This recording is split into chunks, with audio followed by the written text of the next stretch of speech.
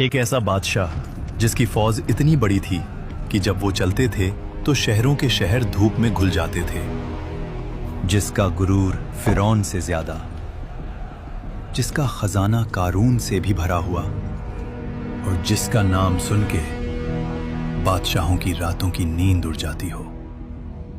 और फिर वो बादशाह अल्लाह के घर काबा को मिटाने निकले, लेकिन न आसमान से पत्थर बरसे, न जमीन फटी, न बिजली गिरी, बल्कि ऐसा कुछ हुआ जो शायद तारीख का सबसे अजीब मोड़ है।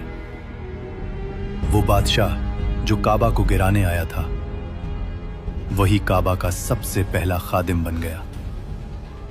लेकिन उसकी कौम पर एक दिन आसमान फट जाता है, सैलाब शहरों को बहा ले जाता है, और वो कौम जो कल तक गुरूर और ताकत में गुमराह हो चुकी थी, आज वही ताकत पानी में मिट चुकी थी।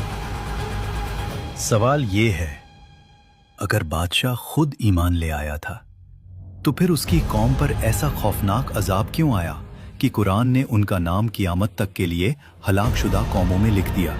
कौम तुब्बा का ताल्लुक अरब के सबसे नीचे वाले इलाके से था, यमन। तफसीर इब्न कसीर के मुताबिक एक वक्त था जब यमन दुनिया का सबसे अमीर मुल्क था। सोना पहाड़ों से निकलता था, साफ पानी दरियाओं में बहता था, शहरों के गिर्द फलों से भरे हुए बाग थे। इनके तिजारती रास्ते पूरी दुनिया में फैले हुए थे।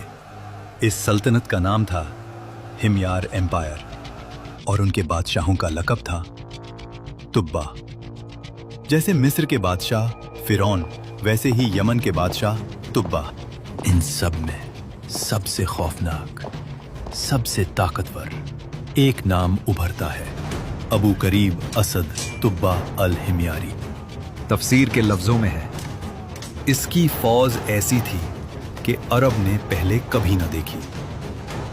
हाथी और घोड़ों का समुंदर, तीरंदाज, तलवारबाज और लश्कर इतना बड़ा कि पहला सिपाही शहर से निकलता तो आखिरी अभी शहर में ही होता। और तुब्बा का नारा था, मैं जमीन का खुदा हूं, जो मेरी हुदूद में आए या तो मेरा होगा या मट्टी का।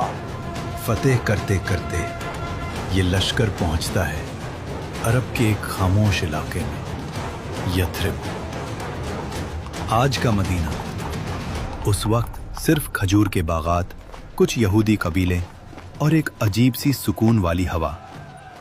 तुब्बा ने हुक्म दिया, कल सुबह इस शहर को जला देंगे।